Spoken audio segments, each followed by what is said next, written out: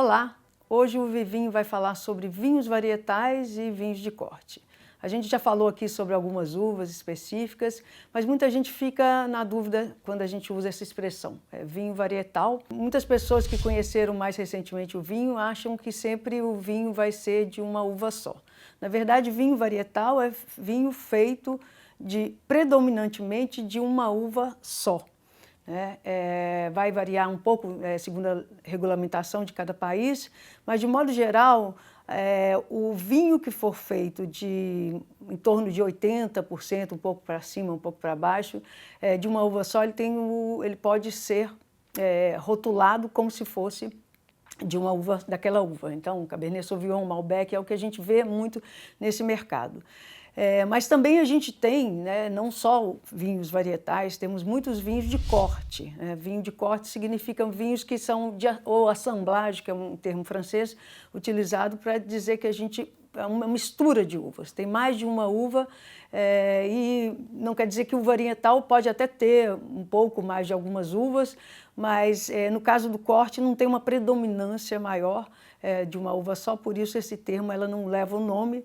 O vinho não leva o nome da uva. Nem sempre essas uvas também vão ser citadas, porque é um pouco mais complexo, ficar muita uva de repente no rótulo. Às vezes no contrarótulo podem vir as uvas. Hoje normalmente elas vêm mais discriminadas, até porque o consumidor criou um hábito de conhecer os vinhos também pelas uvas. Mas nem sempre, o interessante é que nem sempre um vinho feito de uma uva só vai citar esse nome.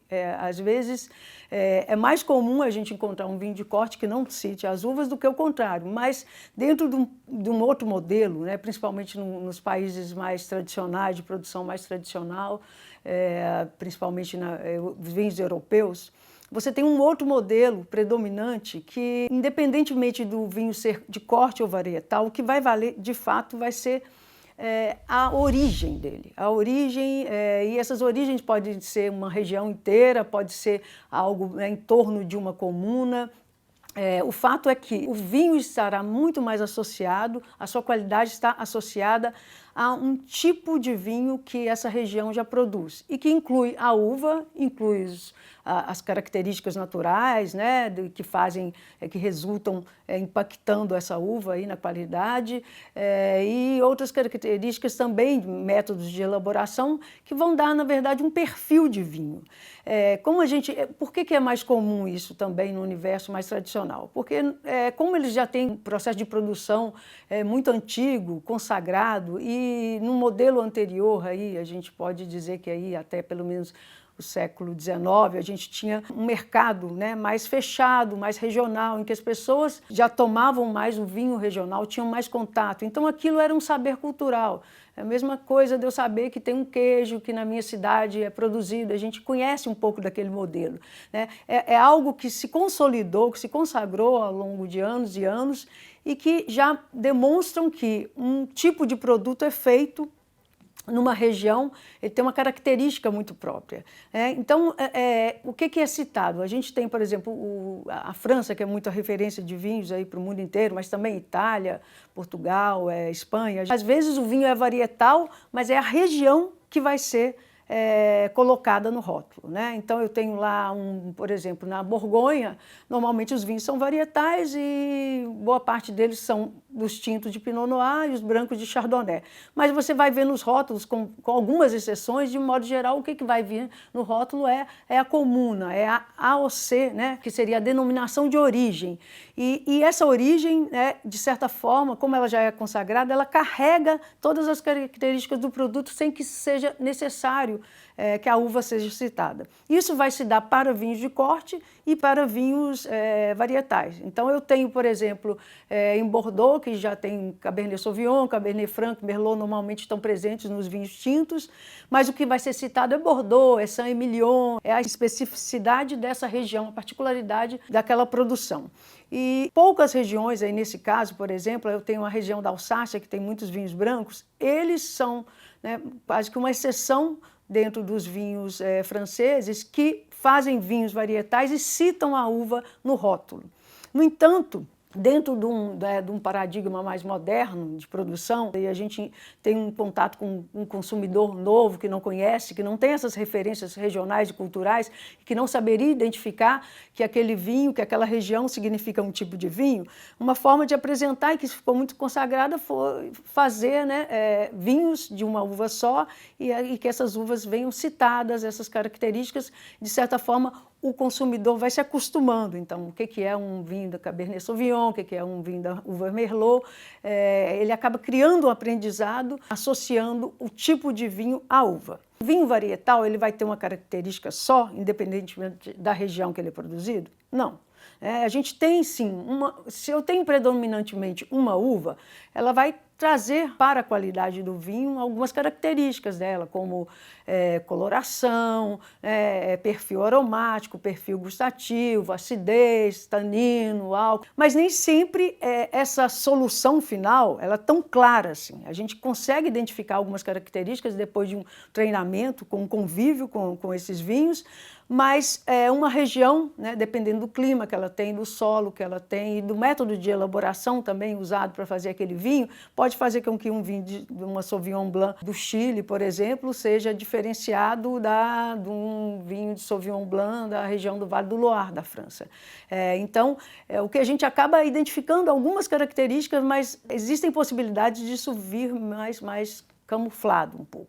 Outras coisas também, as uvas têm uma característica também de regime de maturação, um perfil mais agrícola diferenciado que você tem que ser levado em consideração quando eu vou adaptar uma uva a certa região. Mas o que acontece aqui? É importante saber desses dois modelos, né? Um modelo é o modelo da denominação de origem, que ele se consagrou especialmente, começou pela França em 1935, e num período em que uma política um pouco mais protecionista, em que eu já tenho tipos de vinhos consagrados e eu quero, de certa forma, torná-los identificados, regulamentados, né, como uma marca de um tipo de produção que está vinculada a uma identidade cultural e que está vinculada a uma origem. De certa forma, é uma política que vai consagrar e singularizar, dar mais singularidade a um tipo de vinho, porque não é só a uva que caracteriza, mas os outros elementos também que compõem essa produção. E aí, de fato, se eu tenho um vinho da região de Champagne, ele só pode ter essas condições todas dentro da região de Champagne.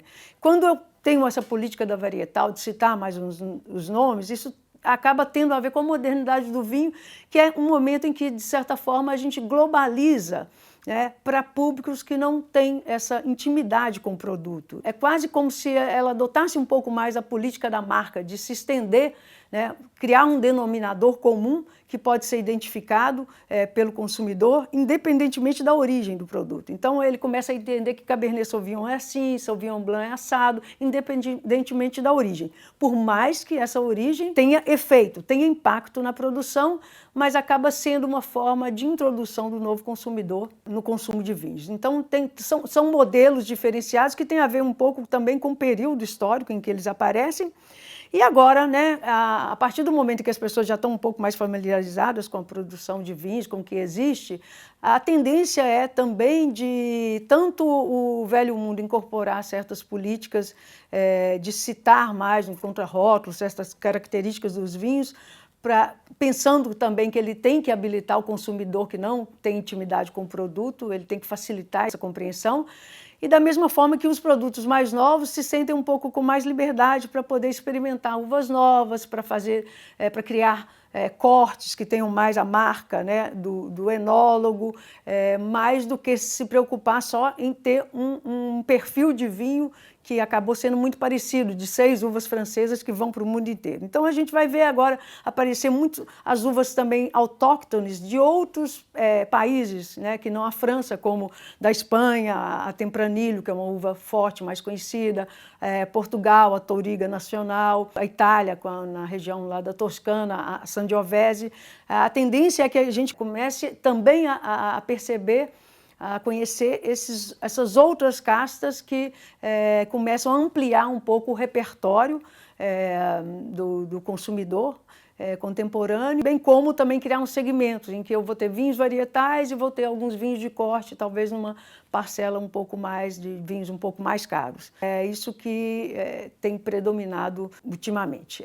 Agora seria interessante, justamente pensando nessa questão da extensão desse repertório também, que a gente já sente os ares aí do verão, do calor, está esquentando, então a gente começar a beber mais vinho branco. Aqui no Brasil ainda se bebe muito pouco vinho branco, sendo que o clima da gente é bem adequado, bem apropriado, e assim existem muitos vinhos, né, agradáveis dentre os consagrados e outras uvas também de vinhos brancos, que é um vinho, né, que tem um frescor, né, ele pode ser em qualquer ocasião bebido, ele é muito bom para harmonizar. Então eu hoje vou falar um pouco, por exemplo, de um vinho que é da uva torrontesa. Esse nome significa algumas variedades de uvas espanholas, mas que acabaram consagrando mais uma uva que se adaptou muito bem à Argentina. Então os vinhos brancos argentinos, boa parte deles são feitos da uva torrontesa, principalmente o mais consagrado é da região de Salta, né, da Torrontés Riojana. E é um vinho que, infelizmente, às vezes fica desprezado aí nas prateleiras e as pessoas não conhecem, que é um vinho extremamente fresco, aromático, ele tem uma boa acidez, mas também tem um perfil aí de corpo médio, traz aromas aí de frutas brancas, frutas amarelas, e um caráter bem floral. É um vinho muito agradável, muito fresco e que a gente encontra em vários lugares, mas infelizmente acaba que os varejos às vezes também não incorporam tantas uvas brancas, tantos vinhos de uvas brancas, porque o consumidor está um pouco, né, ainda catequizado aí de que vinho tinto é que é vinho bom. Pelo contrário, eu amo vinho branco e o torrontês é um vinho que vale a pena conhecer. Então fica aí como uma dica para vocês, um vinho super agradável para começar a iniciar o verão e a descobrir mais uvas brancas. Por falar em harmonização, a torrontesa, assim como outros vinhos brancos que têm esse frescor, que têm muita aromaticidade, são muito versáteis em termos de harmonização. A gente sempre vai lembrar um buquê de peixes, frutos do mar, vários pratos deles combinam porque tem uma boa acidez, então também vai conseguir até uns pratos um pouco mais encorpados aí com a uva torrontês. A gente tem, por exemplo, massas que têm um molho um pouco mais leve, pizzas que tenham certa cremosidade ou elementos mais frescos, assim, vão combinar muito bem. Outra coisa, os queijos, né? Boa parte dos queijos funcionam muito bem com vinhos brancos, então tirar um pouco essa percepção de que o queijo tem que ser com vinho tinto. Pelo contrário, é mais fácil. A gente, por exemplo, consegue, os vinhos brasileiros agora estão, né, se destacando, inclusive com denominação de origem. Tem aí queijos tipo canastra, queijo do Cerro, podem combinar bem. E aí a gente segue também para outros queijos internacionais que são consagrados, que também podem ir bem, como Brie, Camembert, Emmental, Gruyère. Boa parte desses queijos, né, a não ser que ele seja de fato tenha uma maturação muito forte, ele vai pedir mais um vinho tinto, mas boa parte desses queijos que a gente vê no mercado funcionam muito bem com vinho branco. Então aproveite isso e Uva e Vinho fica por aqui. Até a próxima. Saúde!